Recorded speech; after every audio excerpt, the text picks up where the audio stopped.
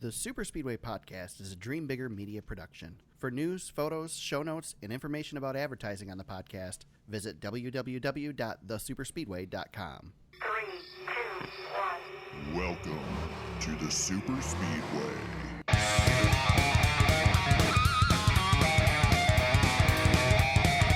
Welcome to episode 144 of the Super Speedway Podcast, recorded Wednesday, March 11th, 2020. I'm your host, Eric Young, and I am joined, as always, by my co-host, James Cush. James, it's a quarantined edition of the Super Speedway Podcast. How's it going? Well, yeah, man. Well, we usually stay quarantined from each other. I think Right. that's the biggest risk we have. This is for the good of the cause, man. This is we do this podcast over the internet. That way we don't end up passing germs along, right?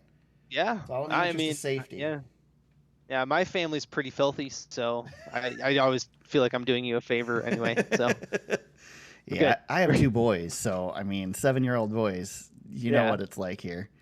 Well, see, I feel like when we first started this podcast, my daughter was not even a few months old, and I was never sick, and I felt like, man, Eric is sick all the time.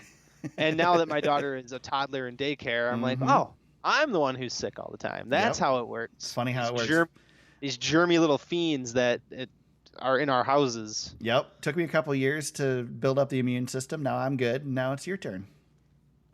Ridiculous. I don't think my daughter's gonna be coming home with Corona, so we should be fine. Right. Yeah, Corona. She'll have Corona Light, maybe, if anything. But Right. Speaking of that, we'll get to some coronavirus stuff in a bit. But first, before we get to that, let's talk about the Fan Shield 500 at Phoenix Raceway. James, we got our first repeat winner of the year. I put in the notes, first repeat winner of 2019. It is 2020, just so you know. Joey Logano gets the win this weekend at Phoenix. Becomes the first winner that got done twice this fourth race into the season. What do we think of Joey's performance? I think I texted you, and we have this great Facebook message thread with our buddy Todd now, and a few weeks ago I said Paul Wolf and Joey Logano are a problem, and man, the way that Paul Wolf can execute a race, and not to say that Brad Keselowski is not a talented driver. I mean, he's a great. Brad Keselowski, I feel like, is one of the all-time great drivers. He's in that, he's in a small percentage of drivers. Right. But Joey Logano and Paul Wolf, man, that feels like a deadly combination for the rest of the sport, don't you think? Yeah, when they're clicking, it's pretty good. You've got a really good driver with a really good crew chief and a really good team right now. And we're 4 races in. It's still early. A lot of things can change. But so here's one thing I want to point out. Let's look at how good that Kyle Busch has run despite being terrible. Battling for his positions right now. So if Joe Gibbs gets their stuff figured out, though, they're going to be scary. But at this point right now, this Joey Logano's team, well, maybe Blaney's in that. Yeah, Blaney's definitely in the conversation. We didn't get to see what Blaney had at Phoenix. He was out so early in this race. I mean, he didn't even make it to the end of the first stage. He's just riding along. And Keselowski was really good on Sunday too, and Chase Elliott. We should make sure that we keep him at the top of our list too, because he's kind of been sneaky fast. Kyle Larson ran well there. That was interesting to see. I think Joey's the favorite right now, but I think he might be separated more visually than he actually is. I think, maybe. I think we're seeing a little bit of a mirror of what we saw last year, but I also wonder if what we're seeing is Ford and Chevrolet going all in to try to win a championship before we make this body switch next year, and maybe Toyota and Joe Gibbs got a little complacent. I'm wondering if we're starting to see that. This has been a theme for us every week now, and Eric, outside of Kyle Busch, who had to fight for that third place finish and have a little bit of fortune with some fresh tires, you look at the finishing order, the next Toyota is the wrecked Denny Hamlin, who battled back for 20th. Right. Just ahead of Daniel Suarez, who has been completely irrelevant. So this is an interesting struggle for Toyota right now, Joe Gibbs specifically, but again, what will we see in Atlanta? I think it's early. Like you said, it's early. We got a little bit of time left. A lot of time left, I should say, before we get down to the nitty gritty. But we're starting to see some trends here, that I think we're going to see carry over here for at least a little while. Yeah. So I was on 105.5 the ticket in Toledo again this week, and I was asked about Toyota. And one of the things I think that's interesting with Toyota is at what point do they go, well, how much effort do we really want to put into this car in catching back up, or do we devote all our resources to next year? I can't imagine them just kicking back and going, give up a season. But, I mean, maybe they don't try as hard to keep up this year. Maybe. I don't know. Well, like, I'm thinking if I'm a team like JTG or Roush, I mean, I hate to say throw this season away completely, but I'm already looking ahead. I'm trying to get a head start on the big teams as much as possible. Yeah, if you can get a head start on next year, yeah, that's huge. I mean, if you think that you're out of the race for the championship, and I can't believe we're talking about this type 4 of thing. races in. Right.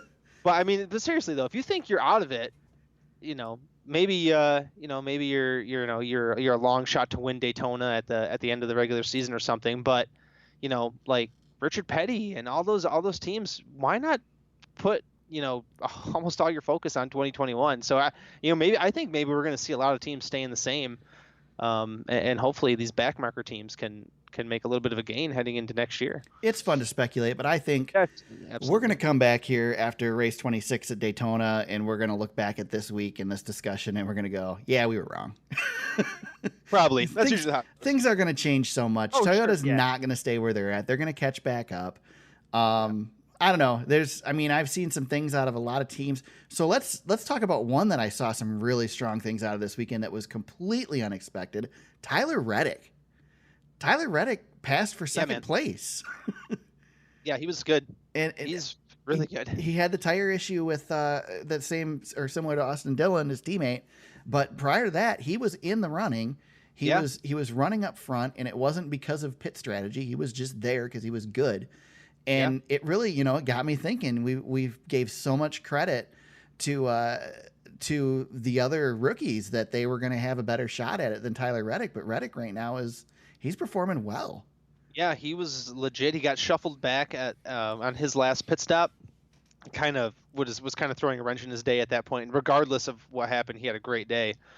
But yeah, man, he is the two-time Xfinity champ, and he is flexing his muscles a little bit. Yep. I do believe Christopher Bell was the top finishing rookie in the race still. I'm looking at it right now. Look at that. Because Nemechek was after him. Yep, Nemechek's after him. Reddick, yep, I think you're right. Yeah. So, yeah.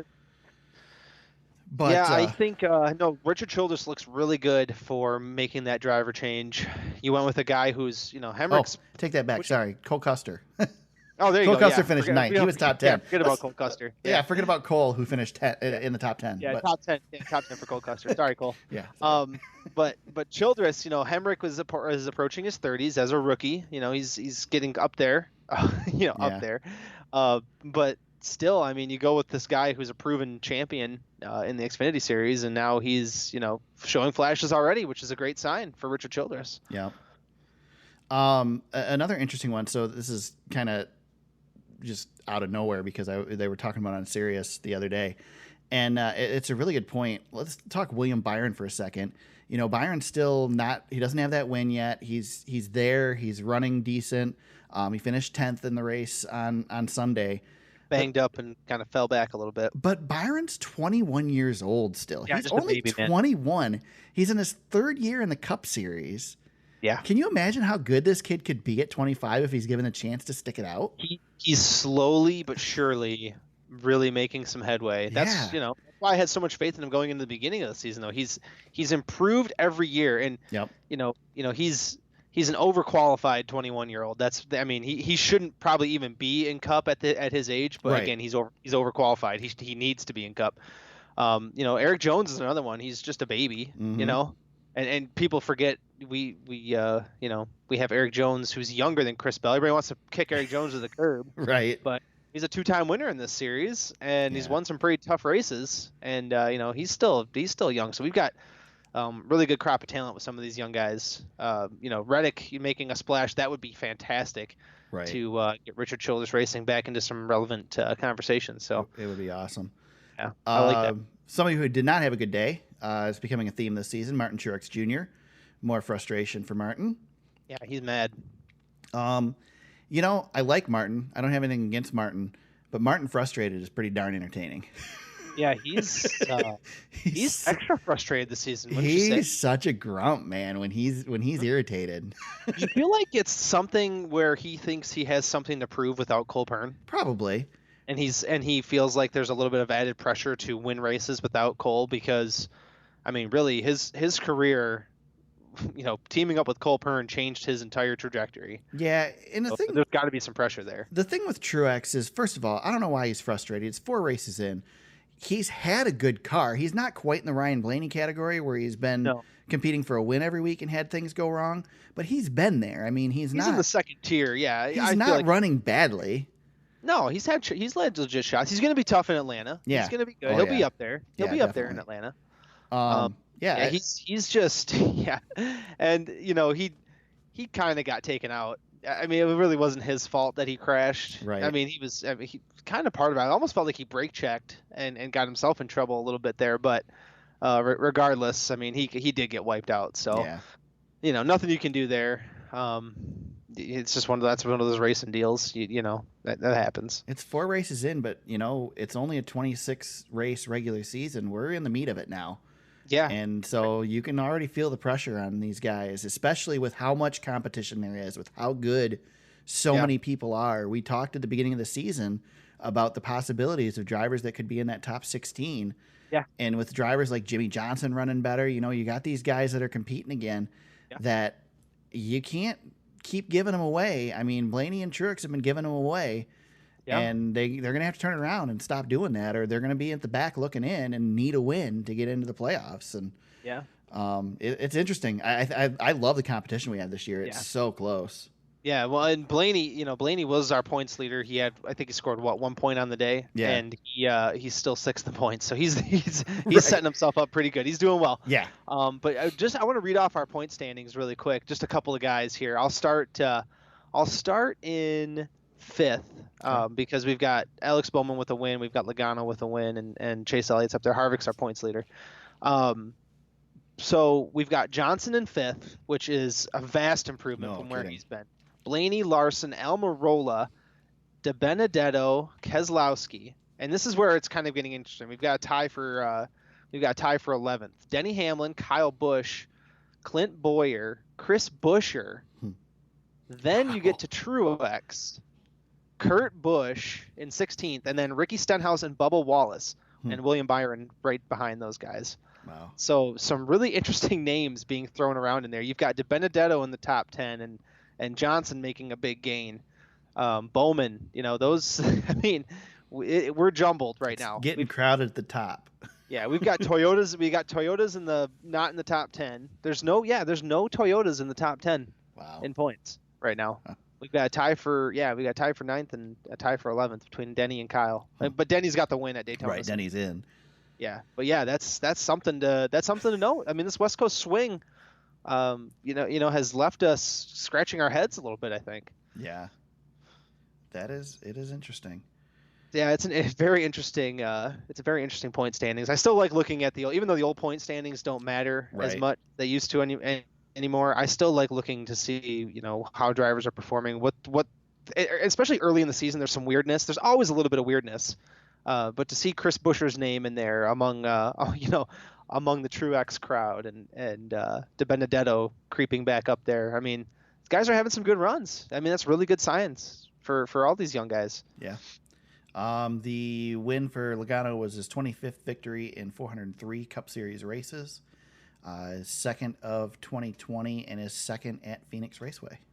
Not bad for a guy who very well could have been in big trouble after his Gibbs days. Yep. He's done well for himself as a champion and now a 25 race winner. What a pick. I mean, whoever got him coming from Gibbs was hitting the jackpot, but what a pickup for Team Penske to get him, and he's not going anywhere. No, I feel like if this happened to Eric Jones right now too, that would be very similar. Where if Gibbs decided not to retain Jones, And let's say Penske did it again and put him in the 2 car or something. I feel like Joe Gibbs would be repeating itself in history almost a little bit to that extent. So I Right. think they better be careful, because you see what happens when you give up just a little too early on a guy. You basically 1 year too soon they gave up on Joey Logano. Yeah, but I don't think if Joey would have stayed there. Well, probably not the right fit, right? Yeah, I think there was more to it than just, he just got to Penske at the right time. I mean, this was a matter of the new scenery did wonders for him. Right. We've seen that happen with other teams. We've seen it go the other way with other drivers as well. But maybe Greg Zipadelli over at Gibbs at that time was probably, might have been, over his skis a little bit in the post Tony Stewart era. That could have been part of it. So right. He'd probably working with the young drivers, probably not the easiest thing to do for somebody who's used to winning championships. I mean, we're seeing Chad Knaus do a pretty decent job. Yeah. Yep. Definitely. So, yeah. So one of the big talks going into Phoenix this weekend was, one of the big talks going into the season this year was the fact that Phoenix is our finale this year for the Cup Series. It will be our championship race instead of Homestead. A lot of people concerned because Homestead's put on such a great show.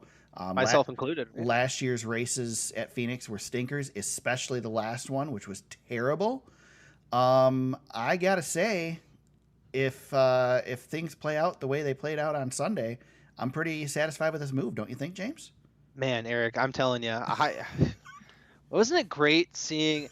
The more and more we see, a little bit of the old package. Yeah. We get away from the high downforce and we add horsepower to the motor. Boy, are we seeing some really good races. Yep. And that was a fantastic show. What they had with the short spoilers and the cut down splitter a little bit and the high horsepower, man, and the restarts. We think they're crazy. We think they're crazy at 550 on the 1.5 miles. Right. Man, that dog leg causes some chaos. I hated that dog leg when they announced it. I'm like, why in the world are they going to let them run down there? But it is awesome. Yeah, and it's fantastic. Even better the fact that it's right after the start finish line. It's going into turn 1. I love it. I like the changes that Phoenix has made to the track. I think it's changed things a lot having the finish line in a different spot. I think everything's been right there. This weekend was just perfect as far as. We had the old package back, the old short track package, even though it's not a short track Dale Jr. We had a tire that wore out, which was awesome. We had the PJ1 applied perfectly. I say we take the book that we filled out this weekend and apply the exact same thing in November, and we're good to go for the finale. NASCAR and the track did their homework. Yep. To make it right, and I know. These teams are going to be doing their homework as well. They're going to be, analyzing this race like crazy, but it's still going to be a crapshoot to a certain extent because, it's just wild racing. So, and I got to say that Homestead did not impress me last year. And, you and I disagreed a little bit on it because I think you thought the Homestead race was decent. I was not a fan of it. Pretty decent. Yeah. I mean, it was, I think we both agreed that it was not the best Homestead of the last however many years. Yeah. Since Tony Stewart won in 2011, probably was the start of the Homestead, being a really fantastic show. Right. I think this track, the way this race was, and the added pressure of 4 guys going for the championship, I think it's going to be pretty good. I'm excited about the change now.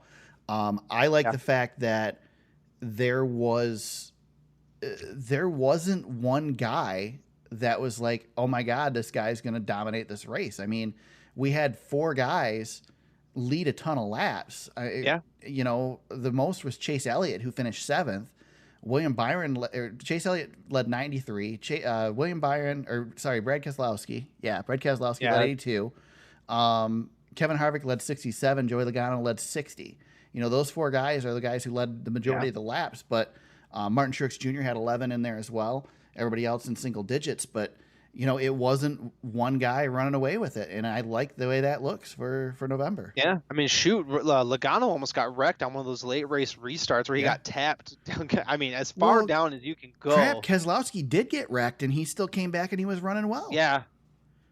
Yeah. I mean, Keselowski had the fastest car, I think. Really ruined Keselowski. Yeah, that really ruined his day. I think that was his race, Yeah. and I think he knows it too. But yeah, that man, yeah, that dog leg, wow, unpredictable as heck down the backstretch. Yep.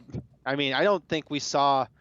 I thought we would see better racing, but we didn't see that coming where we were completely blown away. That's probably the No. best race of the season, I think. Yeah. It's I mean, Daytona is one thing, but Yeah. so far, I mean, out of the West Coast swing, that was fantastic. well, and you know what? I'd even go so far as to say Daytona, the last 30 laps were great, but the rest of the race was yeah, I agree with you. it Yeah. wasn't that great. So I And the rain honestly out, think everything, yeah, this was the yeah. best race of the season so far. Yep, it was for sure. And, for sure. and we haven't had NASCAR bad did races fine. this year, but this was the best one. As disappointed as we may be in Homestead going away and it being a driver's track, and we like that, and the history of Homestead. Now Homestead's become, historic in NASCAR sense, but this sets us up for a nice little I don't know, West Coast soiree with the Yeah. when we get back out there. I'm excited about it. I don't know. I'm not disappointed anymore. No, me either. I'm I happy. am. Yeah, I'm worried. I am worried for what will happen with the next gen car. Obviously, when we get to next year. But I mean, we got a lot of learning to do with that thing. So next year is going to be a crapshoot regardless. So while we got it, I mean, this is going to be a great finale for this ride. Well, let's make a quick mention of next year. I forgot to put it in the show notes, but we got some news this week that NASCAR. I don't know if it was actually official news, but Adam Stern reported that NASCAR is leaving their self-set deadline of April 1st for the schedule for 2021. That they are going to postpone a little bit and make sure they're making the right calls and right decisions and whatnot. We talked about that because Yeah. I think I don't know, maybe you don't agree with me. I think that's a good thing because I think that means NASCAR is working on some major changes that they just aren't ready to announce yet. Yeah, I think so, and I think it also means that maybe we're waiting a little closer to Pocono, maybe after Pocono, to decide whether that works, whether we're going to go that route. I'm okay with taking some extra time. I mean, I'm anxious to know what it's going to be, but what difference does it make, other than the tracks can't start selling tickets in advance? What difference does it make whether we announce it now or announce it 3 months from now? It's not going to make a difference. Yeah, and tracks like Daytona, I mean, Daytona's already starting their promotions, obviously. Exactly. But, I mean, fans do have to make plans and make reservations, but a lot of times you can't reserve this far in advance anyway. So.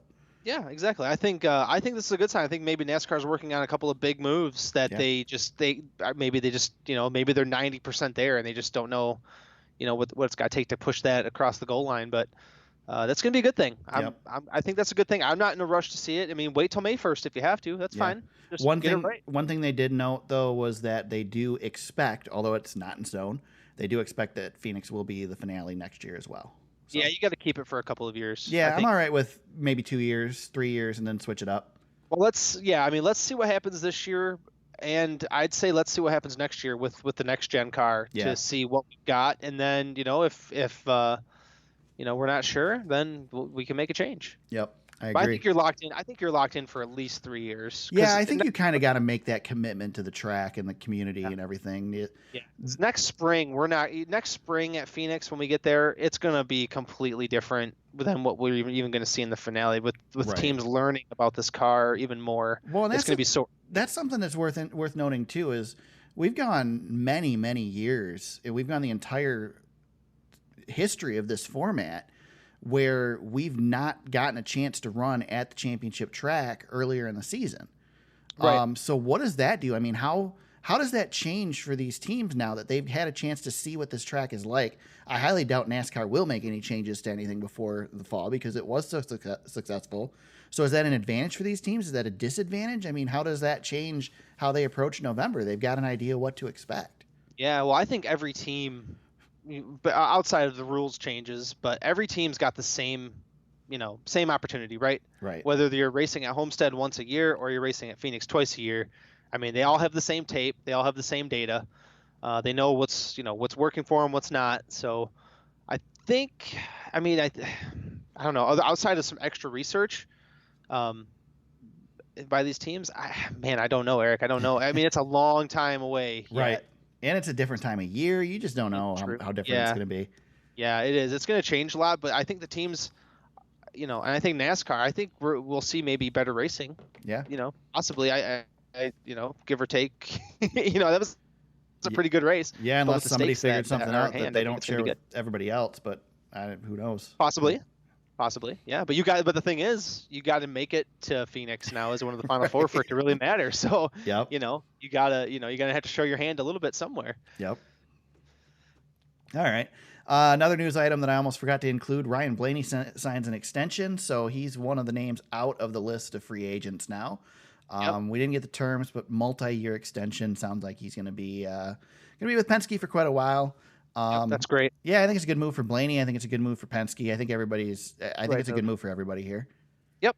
I mean, Yeah, Blaney, I don't think is going to do better elsewhere. It's not like he's struggling at Penske. I don't really see a reason for him to look somewhere else. There's nowhere for him to really go. No. That's not a lateral move. If you're at Penske, you're right there with Hendrick, Stewart-Haas, Gibbs. Right. I mean, you're tier one. You know, Right. there's only a handful of teams in tier one.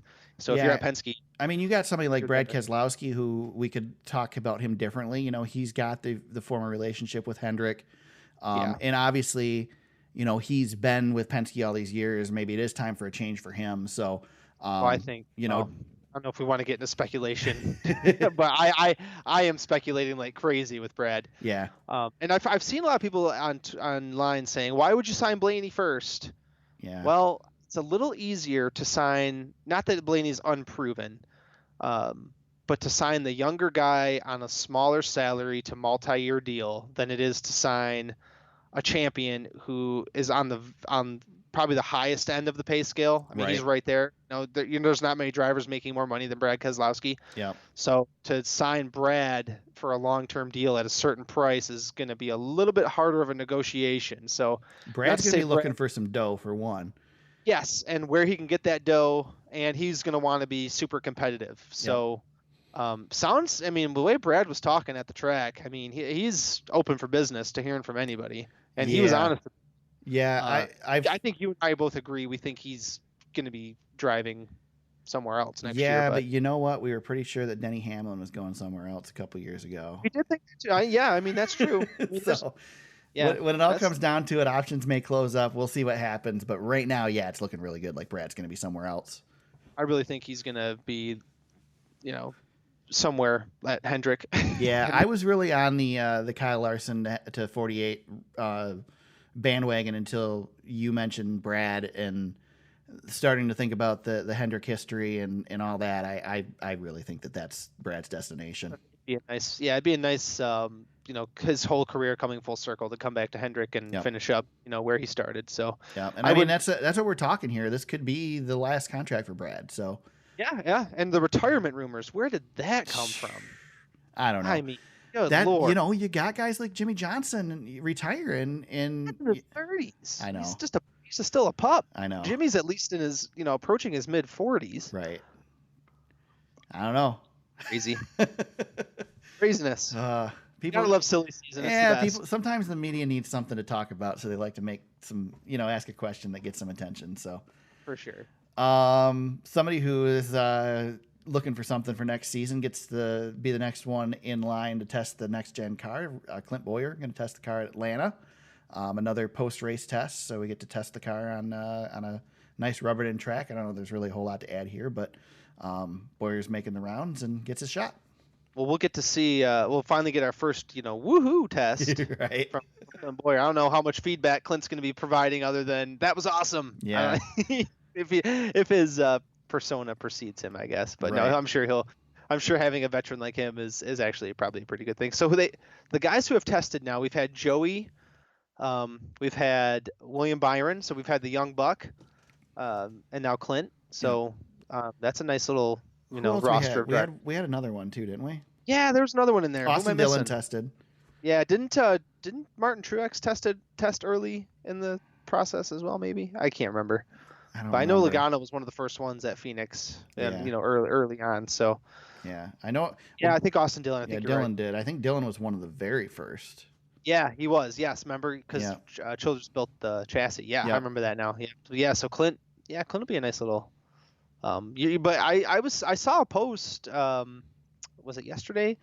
where they're already looking at some of the differences between the tests of the car. They're seeing pictures, of the car kind of transforming as the tests are going on. So NASCAR is learning. They're definitely putting the data to use. Well, and I love saw all these. somewhere, and I don't know where it was. It might have just been in a tweet that basically the car that we're testing right now is 99% of the actual final product.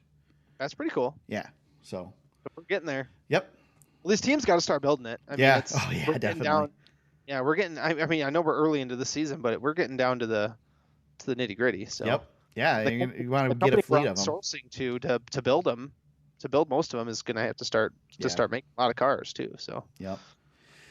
We finally got to hear from Ryan Newman this week, James. We heard from him this morning on the Today Show.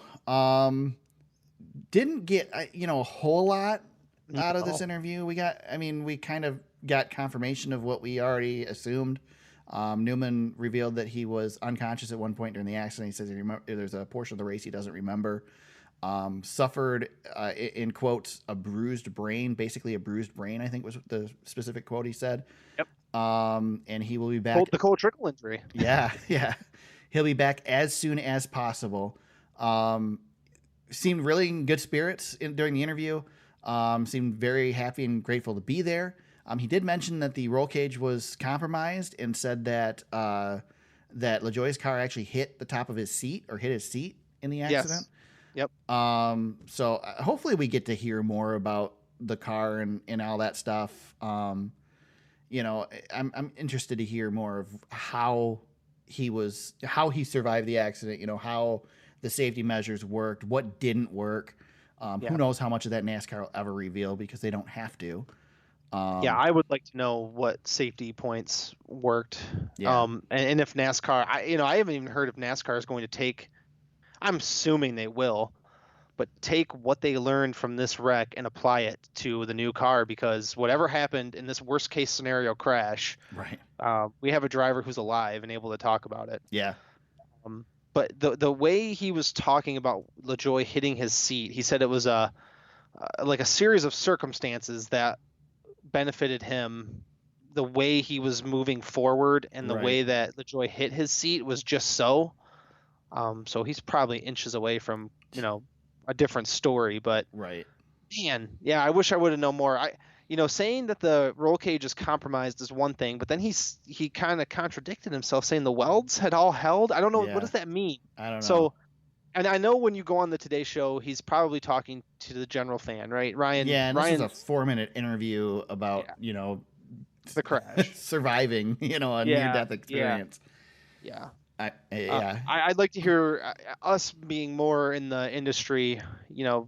Every aspect of the industry. You and I, we take all that news in and we feel like we can understand it. Right. I just wish, my hope is that NASCAR will talk more about the crash and kind of break it down for us to tell us why stuff that the casual fan wouldn't care to understand. I think we are interested more in that part of it. Yeah. And we speculated a lot leading up to this, and I still don't know the answer. Why did Newman choose the Today Show? Why did he go this route? He was at the track last weekend, refused interviews. He did a walk and talk through the garage area and answered a few questions, but wouldn't get into details. Basically, any of the tough questions he kind of dodged.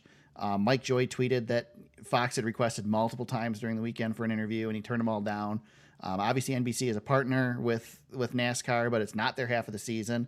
And they, this wasn't a NASCAR show. What in the world? Why did he do the Today Show? Is it just because he's trying to get in front of as many people as possible? I mean, I don't understand this move. Yeah, it's weird. And it's not like the Today Show pays people to be guests, so I doubt that he was paid by the Today Show to do this. Yeah, I don't know why he wouldn't do like a sit down with Jeff Gordon versus being on the Today Show. I just don't understand, and we won't get into the speculation that we had prior to this, but it was a lot of speculation. Of course, maybe that's still the deal.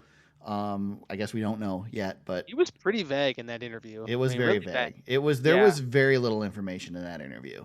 Yeah, I mean the big thing is he had a bruised brain and his seat got hit. I mean those are the two big takeaways, which I found interesting. But again, I want to know more about the crash. I mean, let's just say Corey LaJoie told us a lot more on his podcast about what he experienced than we've heard from Newman yet. So Yeah, And I mean, this is Newman's deal. He can do what he wants to do. We had a discussion, you and I and Todd, during the week on what we're entitled to know and what we're not. And I kind of feel as a celebrity whose fans, the sports fans pay your salary, allow you to do what you're doing.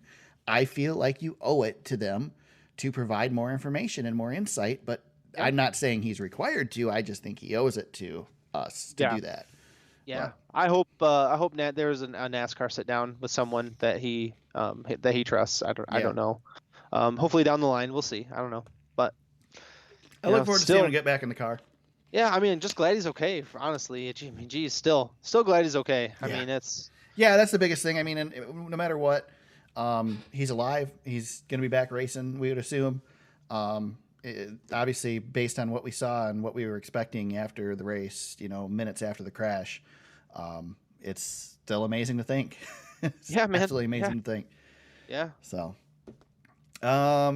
speaking of just dire situations. Oh, Jesus. So let's talk coronavirus. I teased that we would be doing this. NASCAR announced changes this week at the track, and I forgot to put a link in the show notes to the article so I could get into more of the details.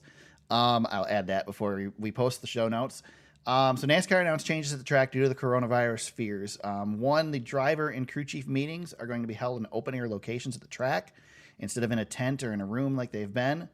They will be restricted to drivers, crew chiefs, team owners, select officials, and dignitaries, which basically means media is not allowed in. It's pretty much. I mean, that's every sports league's doing it, so NASCAR's got a chance to do it. That's the only change I see there is that the media won't be in there because everybody else is still be. Yeah, hold that point, Eric. I'm gonna let you finish this summary, and I have a question for you on the media aspect of this, but I want to let you finish your quick summary. All right, sounds good.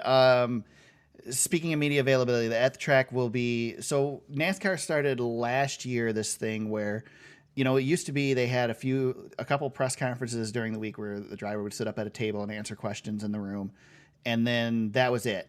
And then you would, after the race, the top 3 guys would come in there and do a press conference as well, and those were your interviews as media members. So last year they enacted during qualifying, the entire field comes through a bullpen, and the media can talk to any driver as they come through. They're all required to go through it unless they had a press conference or media availability earlier in the day.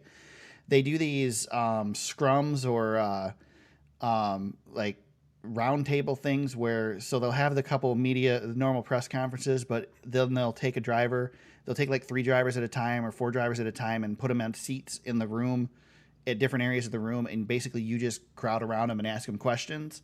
As much as you want. You get as much time as you want. Basically, usually, unless they're in a rush to get somewhere, they'll sit there until the last person asks the last question.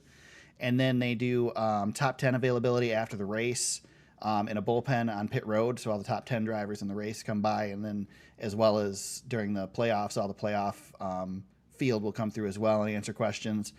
Some of them do the Kyle Busch thing where they basically are just there so they don't get fined and answer nothing. But for the most part, it's pretty good. So NASCAR is going to make some changes to this. All of the media availability at the track, those scrums in the media center, those are all going to be press conferences again. So there will be multiple press conferences in the media center. They released the schedule for Atlanta. It's the same drivers that would have had their availability. It's just you're asking in front of the group now. The full field availability during qualifying and the post-race will all still be there, but they're going to have a 6-foot buffer for the drivers and media to keep people away from the drivers. Other things that are changed as well, track services meetings will be open-air locations. NASCAR is recommending that teams limit access to the haulers to necessary personnel.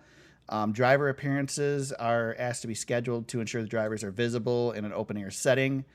Driver autographs, they're asking drivers to pre-sign items whenever possible, carry their own Sharpie and hero cards. These are recommendations. It's not requirements. Drivers can do what they want.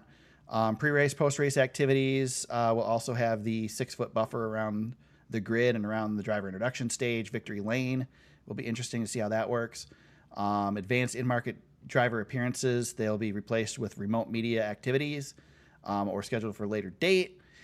And the at-track evaluation process, all individuals coming into the infield care center after demonstrating symptoms potentially consistent with coronavirus, they'll be handled by medical professionals. So A lot of precautions, big precautions. We've seen a lot of stuff just announced today around the country. March Madness announced that they will be playing in front of no crowds. Some of the NBA teams have announced that. We've had a couple NHL teams do that. Supercross has been canceled in Seattle this weekend as a result. So we're seeing a lot of precautions here. NASCAR is trying to take the steps and not have to cancel races. What do you got, James? I have no idea what to do with it. So No, I think well, you and I were talking before the podcast, Yes. and I don't think NASCAR will end up canceling any events. I think if we go the next 2 months without a race cancellation, I'll be very surprised. Yeah, I'm not super confident in my thinking there. I just have such a hard time. But again, like, man, when you're in like the NBA or NHL, yeah, you can have events without fans in the stands. I feel like it's easier for NASCAR to hold their events without people in the stands. Yeah. The only problem is when you're talking about NASCAR, you're talking about the circus that comes with it. Right. See, that's the And problem that it's I a have. lot of people. It's a lot of people. That's the problem that I have with NASCAR is that it's not the fans in the stands that are probably the issue. Although you are pretty tight with other people, you're out in the open air. Probably less of a concern of that. Although we've seen, even locally, some outdoor events get canceled recently. Basically, anything that's got a crowd of more than 30 people is getting canceled. It's happening to us locally right now. One of our area's biggest events of the entire year, the St. Patty's Day Parade in Bay City, canceled, and the races that come with it. When you've got 7,000 runners ready to toe the line at the St. Patty's Day races, they will not be doing that this year. So, it's hitting us close to home too, and it's it's hitting everybody everywhere today. Yeah. So Todd had an interesting prediction. And I'm going to tell you what it is because at first I thought, that makes a lot of sense. But now that I look at it, it doesn't. So he suggested that maybe, we've got Atlanta and Homestead coming up. These are races that are standalone events. They don't run at these tracks again another weekend. So chances of those ones being moved are probably less likely. But then March 29th, we head to Texas Motor Speedway. April 5th, Bristol Motor Speedway. April 19th, Richmond. So we run to tracks that we've run at twice. What about taking one of those and saying, okay, we'll just make a doubleheader later in the season and run both races, but, space it out now so we have those weekends off. The only concern I have with that is that you move Texas to the second Texas race and make a doubleheader. It's now in the playoffs. Same with Bristol. Bristol's in the playoffs. Richmond, I can't remember if that's in the playoffs. So that's not going to work if we do that. Yeah, Richmond's in the playoffs as well. Yeah. So that option doesn't work to make the double headers, but NASCAR wants some weeknight races and stuff. This might be a way to test that too. Right. Obviously they're going to do whatever they have to do. We've seen this coronavirus thing change rapidly, and it might change to the good just Eric, as rapidly. I don't know if you saw. Yeah. Well, I don't know if you've seen the news, but President Trump just had a big announcement. Stopping all travel to Europe. I see that. I saw that was probably. So, this is coming. happening as we're recording this podcast. Yep. Shit is going. Sorry, pardon my language, but that's it. It's happening in real time. Things are happening really fast, so who knows? Heck, to be honest, we're going to Atlanta in a couple days. Things could change before we get to Atlanta. Who knows? So stay tuned and keep an eye out. I will say I'm willing to jump on here if we get a cancellation or something like that. We get some big news. We'll jump on and do a special podcast and talk about it. If we can get together. But yeah, it's crazy. And I guess it's good to be proactive. Right. Well, and so I want to go back to my question I have for you really quick. Yeah. So all of these leagues are banishing the media from locker rooms and all these other places. Yep. As a media member yourself, are you worried that we're setting a precedent with this media thing where, we're going to use this as a way to reset how media has access to sporting events? I've seen this discussed a few places, and I wonder if it's something that's crossed your mind. Yeah, I don't know. I think we already are in that place anyway. Really, if we want to get into media ethics when it comes to this sort of thing, like I always was taught that as a media member, if you're covering an event, you pay to get into the event. You do it completely independently because then there's no reason to be biased toward the event. Whereas as a sports journalist, you get in free to these events. They usually feed you really well. You get this access that you wouldn't normally get, but even that's limited to whatever their rules are.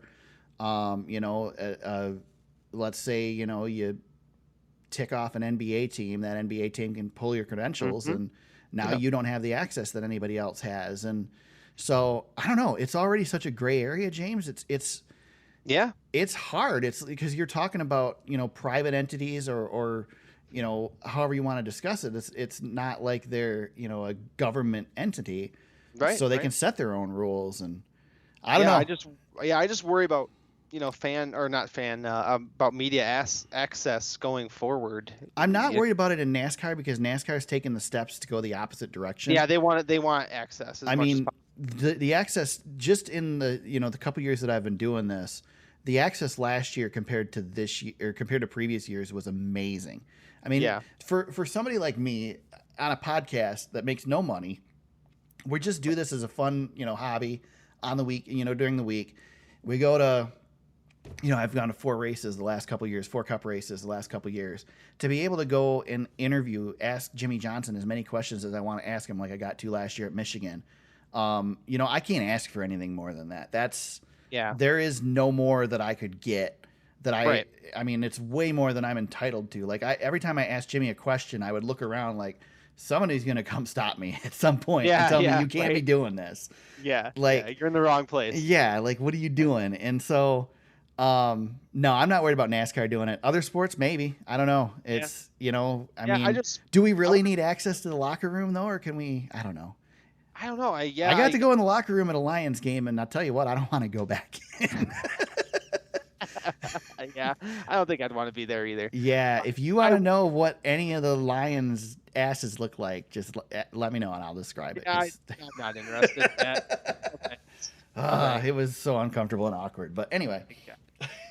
Oh my God. Yeah, I just wanted to get your perspective as somebody who's, you've been in a lot of scrums in your day. Yeah. And I just wanted to get your thoughts on, if things are going to be changing for the worse for media. I don't know. I think we're in an interesting place. We don't know.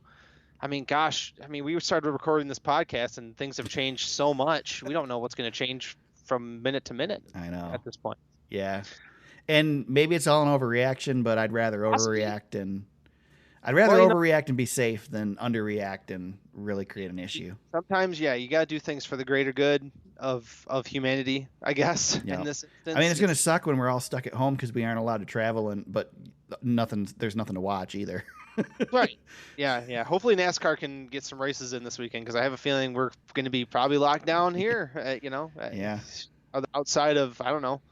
I'll still probably get my weekend running, and even though I don't have a race anymore, I'm going to get some miles in somehow. So that's kind of a lonely venture for me, regardless. I really don't have to work they make these things now, James, where you can put it right in your house, and you can just run right there in place. You don't even have to go. Those are expensive. They're also so boring. Yeah, it's awful. But you can watch TV while you're doing it. Yeah. I know a guy who did over 100 miles in a competition on a treadmill at one time. Huh. And I said, that's what they do to people in hell. That is what they do. They put them on treadmills for hundreds. Because you can buy a treadmill, James, that has the Boston Marathon programmed in it. And I'm not going to do that. No, I can't. I can't be on a treadmill for my maximum treadmill time is 3 miles at the max, and that's at that whole time. I'm just like, what am I doing on this thing? Yeah, we need to be outside. We have a treadmill. We use it to hold our clothes that we hang. So. The American way. Yep. Let's talk Atlanta a little bit. If we do have a race this weekend, we go to Atlanta and we get to see our first bounty race in the Truck Series. The NASCAR Gander Outdoor and RV Series, right? Did I get that right?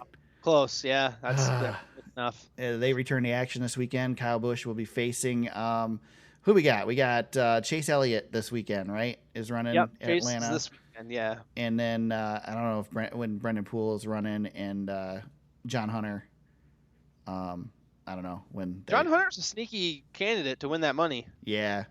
Brendan Poole, not so much. So let's talk about this. First of all, James, is Kyle going to get beaten? If he doesn't get beaten in these races, he'll finish the season with 11 Truck Series wins in a row. Well, that guy, so they have to win the race. Like Chase Elliott has to win the race and beat Kyle, right? Kyle can't have a flat tire and. Okay, so here's the deal. Dave Moody, I was listening to Dave today, and a bunch of people were calling asking Dave, what happens in this scenario? What happens in this scenario? Well, here's the problem. There's no rule book for this. Yeah. This is something that Kevin Harvick made up on Twitter, and then Marcus Lemonis jumped in and said, yep, I'll match it, and that's it. That's all we really know. So who knows what the actual rules are behind this? They have to be a full-time Cup driver competing for Cup points is what I understand. We know that. I think they have to win the race. I don't know. I think they just have to. Do they just have to beat Kyle? No.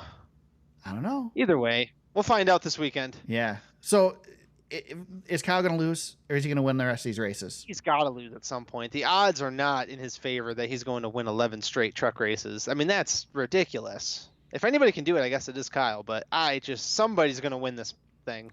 I think Kyle will get beat, but I don't think it's going to be one of the Cup guys. Yeah, I mean, like a Crafton could sneak in. Yeah, I could see a Crafton or a Sauter, or maybe another one of the KBM trucks. Yeah. What about the Rush girl? How about her? Yeah, you notice I left Angela Ruck and her husband out of the show notes. Oh, fuck, yeah, I'm sorry. I always get that wrong. Yeah. So I don't think it deserves to be corrected, though. Yeah, I actually wanted to mention Angela Ruck, so I'm glad you brought her up. Really, honestly, Angela really doesn't have a whole lot to do with this because she hasn't said a whole lot. It's been mostly her husband. And the only thing I'm going to do is say that I refuse to discuss him on the podcast and give him more attention than he's already getting. I agree. So. Yeah, good. Yeah, I think we've said enough. Yep. So back to the bounty. Of these Cup guys that are running, again, we got John Hunter Nemechek, we got Brendan Poole, we got Chase Elliott, we got Kyle Larson. I think that's all of them, right? Yep, I think that's it. Who's got the best chance of beating him? Who do we see beating him? I like Chase. I think Chase has got a pretty decent. Larson's going to be a problem at Homestead. Larson is going to be a problem. So I don't know. I think Larson's got the best shot, but I don't think any of these guys are the guy to do it. Nothing against Chase, nothing against Kyle. I think they're great drivers, but the problem is you've got Kyle who's in his own equipment. He knows what he's got. He's been driving this truck now. This will be his third race this season, right? Third, I think. Right. And he already knows the feel. He does this all the time. These guys haven't been in a truck in a while. Larson's...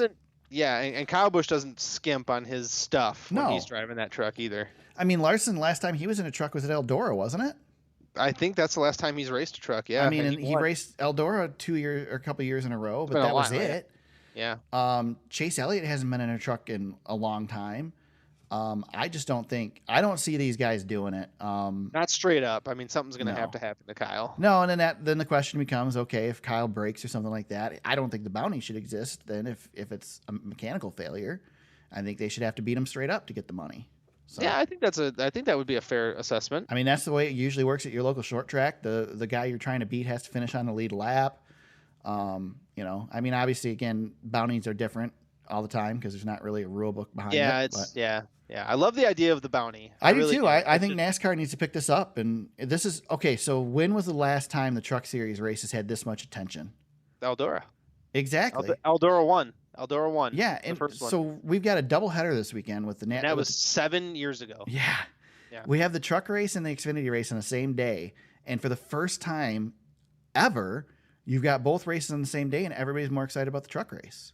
I venture to say that the truck race is the most exciting event of the weekend. Yeah, I agree. It's right there. I mean, the Cup race is a behemoth, but this truck race is going to be. I am more interested in watching the truck race than I am the Cup race. So here's my argument for you.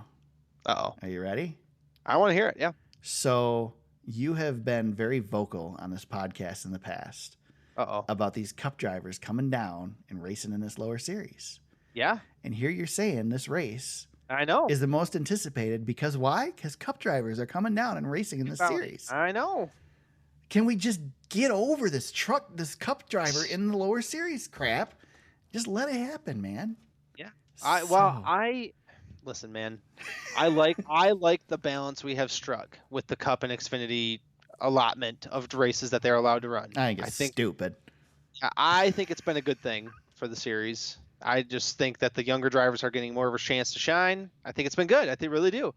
But you have brought up a great point, and I really wish the bounty wasn't just for the Cup drivers. Well, it's not though, because I I forget wish who. it was for everybody. Yeah, who was it that threw the money up for a regular? So if a regular beats Kyle, they get 50,000 this weekend. One of the Yeah. team owners threw that up, and then now people are Stuart Friesen's team's upset with him, right? Yeah. Or Stuart Friesen, because anyway, there's a whole Yeah, deal there was with an a article. Adam Stern wrecked wrote it. car. Yeah. Yeah. James sent me the link, and I didn't add it to the show notes. Yeah, it's not probably worth the show notes, but it's interesting that there's a lawsuit and Right. has to do with one of the guys putting up the $50,000. Anyway. Yeah. So anyway, I think it's a great deal. I'm excited about it. I hope it brings the attention. I honestly hope that Chase doesn't win it this week because I'd like to see it continue. Yeah, it's good. I'd It's I'd good. like to see it go to Homestead or beyond. I like it. And so one other thing I want to note: last week we speculated as to why Kevin Harvick did this. Of course, this is Rodney Childers, his crew chief, is not Kevin Harvick speaking, but Childers said on Sirius this week that basically this was a Kyle Busch respect thing from Kevin Harvick. It was Harvick saying, "You guys say that that Kyle's going down and cherry picking in this lower series. It's not that easy. If you guys think it's that easy, show us how it's done." And he put the money up to encourage them to go down and show how simple it is to win these races, and basically show that Kyle is doing this and he's working hard at it, and he's doing it. He's winning because he's good. And, there's a lot of talk about, Childers talked about the fact that Harvick respects, and I agree with this. I understand this, that Harvick had a team.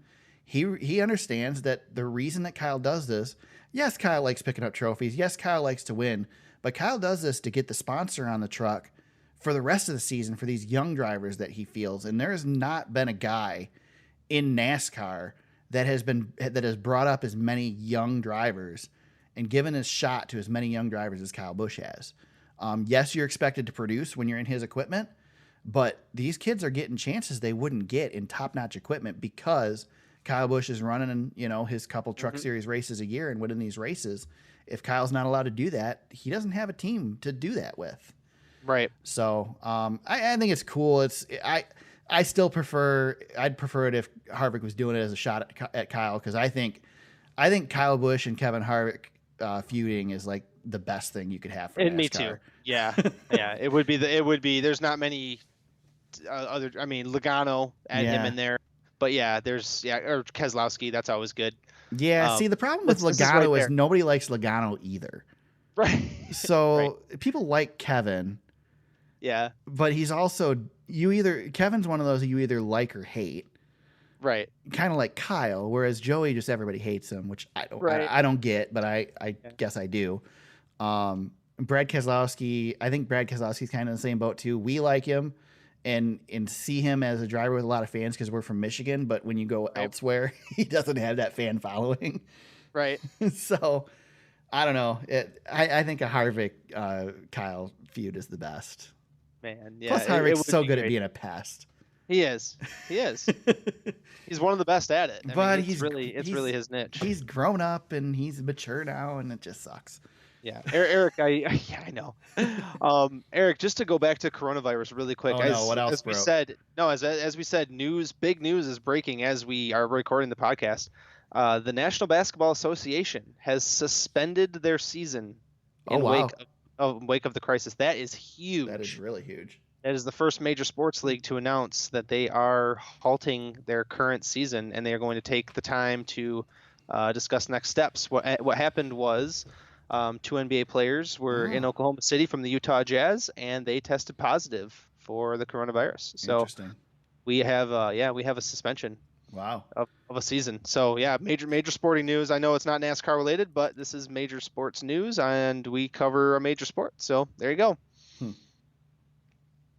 No, I hate to bring us all down from a great conversation on the bounty, but as we said, this is the biggest thing going in this country right now, and I feel like it's relevant to keep people posted on it. As you know, you may not know that when you hear this podcast, but shoot, Eric, when we drop this podcast tonight after we're done recording, who knows what's going to happen? So Yeah, let's finish this sucker up. Let's preview. yeah, let's get her done. Let's preview Atlanta before there is no Atlanta. Right. We have the Folds of Honor Quick Trip 500. This weekend at Atlanta Motor Speedway. One thing of note that nobody's really talking about, this will be the first race at Atlanta with this aero package. We did not have the aero ducts on the cars last year. If you remember correctly, NASCAR decided not to use them at tracks where the drivers were using a lot of brakes, Atlanta being one of them, and then all the teams taped up the brake ducts and didn't allow any air to the brakes anyway. And NASCAR said, okay, if you're going to do that, then we're not going to allow that. We're going to just put the aero ducts everywhere. So we will see. I mean, I don't know how much this will change things at Atlanta this weekend. I don't think it'll change it a lot. I was trying to remember back to last year, and I think both of us were very optimistic going into Atlanta because of the Vegas test. I think cautiously optimistic. Yeah, and then I think we were left a little underwhelmed with this race last year. Yeah, we were. Yeah. So hopefully it picks things up a little bit. I'm looking forward to it. I think Atlanta's a great track with the the worn out asphalt, and if Goodyear has a tire this week that wears out like we saw it at Fontana, could be a lot of fun at Atlanta this weekend. I think so. Yeah, I agree. Restarts could be really good. Probably not. You're not going to see the 4 and 5 wide stuff because Atlanta's not that big. Right. But I mean, it's going to be vital, and the cars are going to be volatile because it's a rough surface. So tight spaces, moving pretty quick. It's going to be interesting. Yeah. Do you really have the first pick this week? I think you do, right? I do. Okay. Yep, I do this week. Yeah, so last week you won the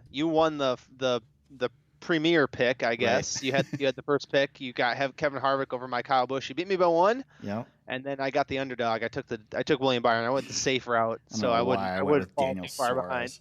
Yeah. That was terrible. I won't pick Suarez again. I know. Like I said, man, you've raised the stakes with the tracking of this thing. So I was blinded by Suarez's history here and forgot that he was running for a terrible team. Eric, he didn't have a bad race for that car. No, he really didn't. I mean, he really had a good run. I mean, honestly, I feel like you almost should get a half a point for that because he actually had a pretty good day. I won't go that far. All right, who's your pick? So my favorite pick, I'm going with a guy who's had a ton of success here recently, Brad Keselowski. He's been running really good. Probably should have won Phoenix. Yeah, I was putting Kevin Harvick down for you. I thought that's Harvick. Yeah, Harvick. I feel like I'm leaving the door cracked open a little bit for you there. Yeah. Harvick has definitely dominated the last 3 races. He's led 518 laps. He's got 1 win. Keselowski not nearly as many laps led, but he has 2 wins and all 3 top 5 finishes. So I think he's going to be a little irritated after that Phoenix race, and that car is running good. Penske's running really good. I would maybe feel a little bit safer picking one of his teammates, but I don't know. I like Brad Keselowski here, defending winner of this race. So I feel like I'm making a safe play going with Brad. Okay, well in that case, I'm going to take Kevin Harvick because there you go, Kevin Harvick. Yeah, he's been a world beater. I mean, it's last 3 races, Keselowski at 1.3 average finish, Harvick 4.7. They are the 2 best in the business at Atlanta. Yeah, we did leave somebody on the board though that has potential to do really well here. A lot of guys on the board, yeah. At his home track, Chase Elliott has not gotten a win here, but he's run really well in his 4 races. Yeah, I thought about Chase, and he's had a fast car all season. I would not be surprised. He'll be in my daily fantasy lineup somewhere. He's going to be on my list. Yeah, I think he's going to have a good day. I'm going to go for my dark horse with somebody who ran well at California, who I feel is a similar track to this, and I'm going to go Matt DiBenedetto in a safe direction with him. So. Right. Well, I'm going to probably use him as much as possible if he falls in my lap as the dark horse because he's not going to be one much longer. Right. William Byron, I will take him. The speed of the Hendrick cars, and he's the only Hendrick car I can pick in this spot. So I was looking at other guys I could possibly pick. There's not a whole lot of dark horses here available for us. We're running out of dark horses. Yeah, you can't take Almirola anymore. You can't take Bowman anymore. Guys that are still, I think, eligible, like Chris Buescher, Ty Dillon. I'll take William Byron while he's still available because once he wins a race, he's off the board. Yeah. So. Yeah, I think you're right. Fantasy League, it wasn't worth looking this week. I do feel bad for you, man. mean, you already aired out all your grievances on the fantasy league, so I thought I finished last based on how you and Todd were talking. At least I didn't finish last, right? I think yeah, I you got finished sixth or something like that. yeah. I mean, that it wasn't the worst in the league, so It I was mean, yeah, it wasn't I terrible. finished better than the guy who didn't pick. Yeah, that's good. That's good. Oh, funny was stuff, bad. man. All right. Well, so Justin 713 gets our win. He beats me. I almost went back to back. He beats me by 3 points, 212 to 209, and then Freight Train 208, and then Ranger Runyon 202. Back in the pack, we got Denny the Many, then KB Show, Toyota Fan, and our buddy Baron Speedway. Nice. Was last at Phoenix. And then overall standings really quick. I am on top by 22 over Freight Train. Ranger Runyon is right there. Danny the Many, Justin 713. Eric is on the backslide down to 6th. And then Toyota Fan and Baron Speedway round out the standings there. So Stupid fantasy league. it's going to change again this week. I'll probably finish last. Stupid fantasy league is right. Yeah. James, you got any shout outs this week? Today is my brother's 26th birthday, so Nice. I don't think he listens to the podcast, but if he does, happy birthday, Ty. Happy he birthday. is, rocking, still rocking the vote at 26 years old. Nice. So, there you go. I just wanted to throw out another shout out. You mentioned him in the fantasy league standings, but one more shout out to Baron Speedway. If you guys haven't checked out his Instagram, we've talked about it many times in the podcast. He was actually on the podcast during the Chicagoland weekend this past year. I got a chance to talk to him.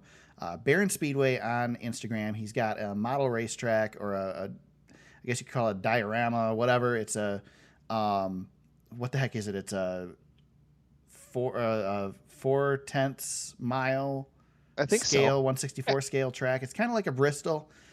It's awesome, guys. Check it out if you haven't.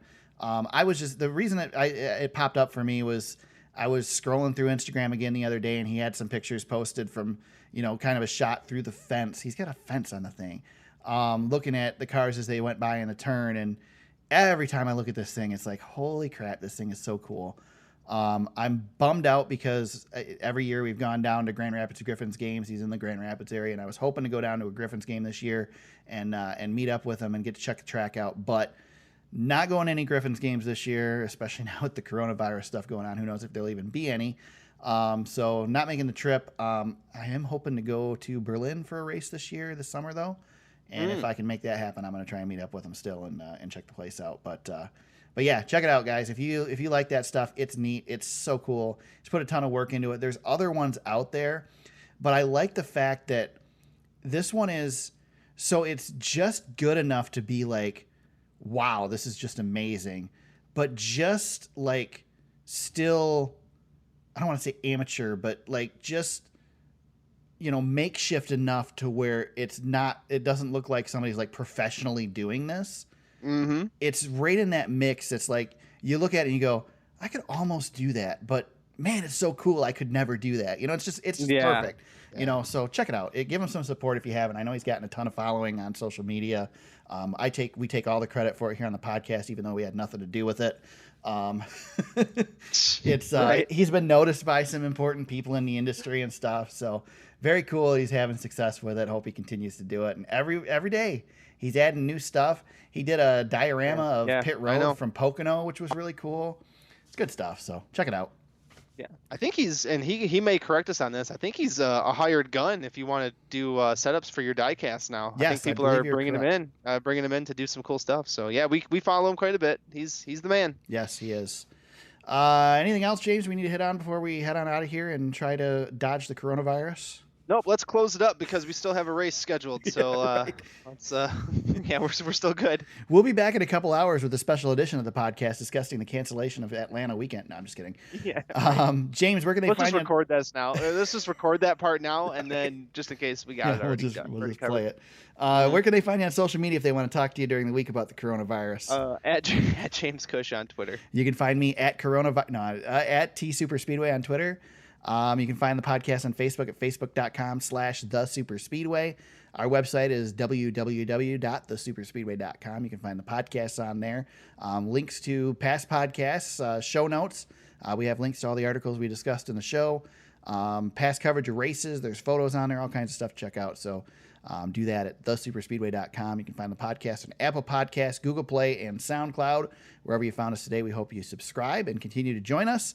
And if you want to become a patron and help the show out, become a part of the show, you can do that at patreon.com/thesuperspeedway. Hopefully, this weekend we head to Atlanta Motor Speedway for the Quick Trip Folds of Honor Quick Trip 500. We'll be back next week, again, hopefully, to discuss what happened at Atlanta, discuss the bounty, and discuss the race weekend, and we'll be back to preview the upcoming race as well. Until then, everybody, let's go racing.